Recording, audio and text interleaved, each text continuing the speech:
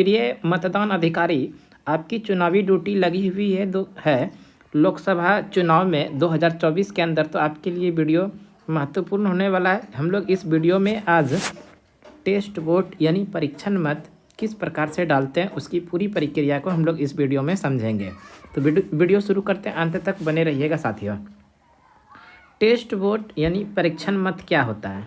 Test vote, तो देखिए test vote की बात करें, यदि मतदाता यह शिकायत करता है कि उसने जिसे मत दिया यानी जिस अभ्यर्थी को मत दिया वीवीपैट पर उसकी पर्ची प्रिंट न होकर दूसरे उम्मीदवार की पर्ची प्रिंट हुई है, ऐसी दशा में निम्न प्रक्रिया का पालन किया जाएगा। और अगर उसको फिर से अगर वोट दिया जाता है, दिलवाया जाता है, उसका जांच पड़ताल की जाती है, ऐसी परिस्थिति को ही हम लोग टेस्ट वोट कहते हैं यानी परीक्षण मत कहते हैं। देखिए इसमें क्या क्या प्रक्रिया का पालन किया जाएगा। नंबर 1 में मतदाता को 49 MA फॉर्म 49 MA के अधीन घोषणा पत्र भरवाकर परीक्षण मत डालने की सुविधा दी जाएगी। यानी कि एक फॉर्म आएगा जो 49 MA है, इस 49 MA को फॉर्म भराया जाएगा, उसके बाद परीक्षण मत डालने की सुविधा दी जाएगी। पीठासीन अधिकारी द्वारा मतदाता को स्पष्ट बताया जाएगा कि यदि उसकी बात गलत पाई जाती है तो उसके विरुद्ध IPC की धारा 177 के तहत 6 माह तक का कारावास और 1000 रुपये का अर्थदंड ये दोनों दिया जा सकता है। ये पीठासीन अधिकारी उस मतदाता को बताएंगे जिन्होंने टेस्ट वोट के लिए अपनी बात कही है। मतदाता रजिस्टर 17A में मतदाता की एक नई एंट्री की जाए और अभियुक्ति को कॉलम में टेस्ट वोट लिखा जाए।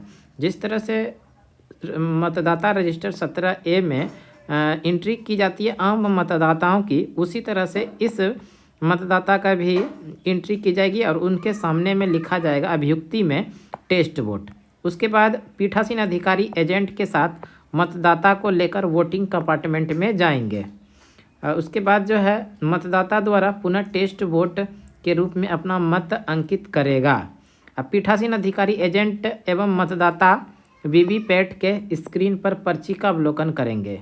यदि मतदाता का कथन सही है तो तत्काल मतदान रोकते हुए पीठासीन अधिकारी RO या वस्तु स्थिति से अवगत कराएंगे। RO के निर्णय अनुसार अग्रतर कार्रवाई की जाएगी। अगर वो जो मतदाता कह रहा है और वो सही है तो तत्काल हमको मतदान रोक देना है और अपने से जो ऊपर अधिकारी है जैसे RO या उनके समतुल्य जो भी अधिकारी होंगे उनको इस बात की खबर देंगे और उनके निर्णय अनुसार आगे की कार्रवाई करेंगे। यदि मतदाता का कथन गलत हो जाता है तो वोटिंग की कार्रवाई तो जारी रहेगा, लेकिन उनके ऊपर जो कार्रवाई की जाएगी वो पुलिस के द्वारा की जाएगी। तो ध्यान रखना है ये बात। नंबर 8 में है कि मत पत्र लेखा 17C के कॉलम 5 में टेस्ट वोट का विवरण दर्ज कराना होगा। मत पत्र लेखा 17C के कॉलम 5 में टेस्ट वोट का विवरण दर्ज करना होगा, जिसमें परीक्षण मत की कुल संख्या तथा मतदाता रजिस्टर 17A में मतदाता का क्रम संख्या के अंकन के साथ साथ जिस अभ्यर्थी के पक्ष में मत डाले गए हैं उस अभ्यर्थी का नाम एवं मतों की संख्या अंकित की जाएगी। आप देखिए उसके बाद जो ये 49 MA फॉर्म है, ये 49 MA फॉर्म भी भरना जरूरी है टेस्ट वोट के लिए।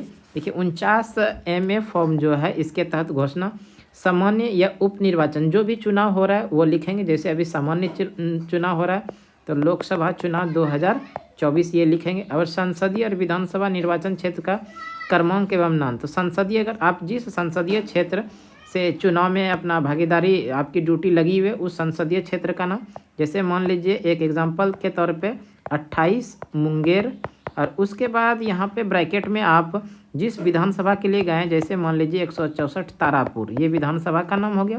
तो इस तरह से आप लोग भी फिल करेंगे। मतदान केंद्र की संख्या एवं नाम, जिस बूथ पर आपकी ड्यूटी लगी है उस बूथ का नाम, जैसे मान लीजिए 49 मध्य विद्यालय किशनपुर, इस तरह से आप लिखेंगे किशनपुर, और साथ में लिखेंगे कमरा नंबर जो भी है, कमरा नंबर 1 दक्षिणी भाग, पूरा लिखेंगे। इस तरह से लिखने के बाद देखिए आगे है मतदाता द्वारा घोषणा पत्र का प्रारूप।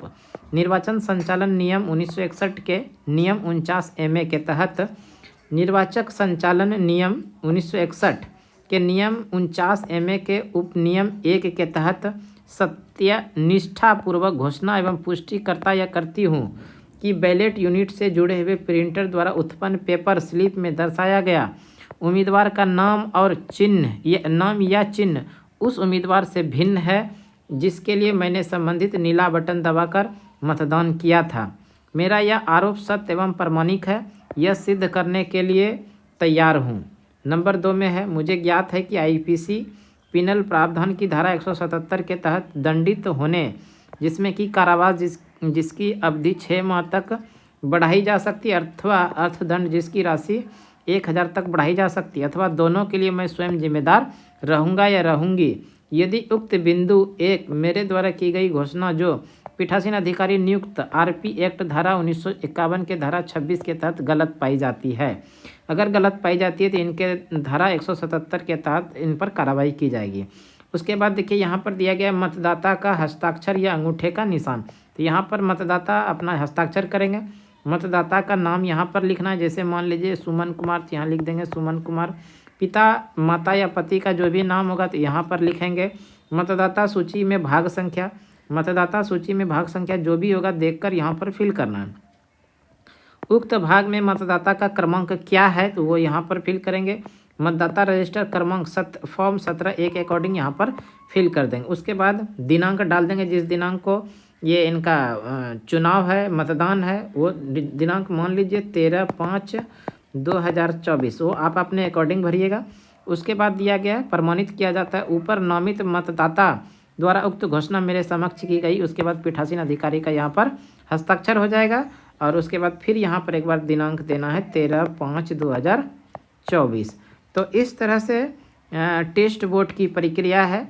जो कोई मतदाता कहे कि हम मतदान उनको करने के बाद अपने नज़दीक के प्रत्याशी को मतदान करने के बाद उनका पर्ची कट कर नहीं गिरा या नाम नहीं आया, तो इस परिस्थिति में उनके लिए टेस्ट वोट कराया जाता है। और टेस्ट वोट अगर सही पाया जाता है तो मतदान रोक दिया जाता है, और अगर टेस्ट वोट गलत पाया जाता है तो धारा 177 के द्वारा उन पर कार्रवाई की जा सकती है। तो ये कुछ टेस्ट वोट के प्रावधान है, इस तरह से टेस्ट वोट किए जाते हैं।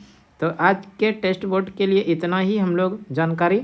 अगली जानकारी में फिर से अगले वीडियो में आप लोगों के बीच हम आते हैं। तब तक के लिए धन्यवाद। जय हिंद।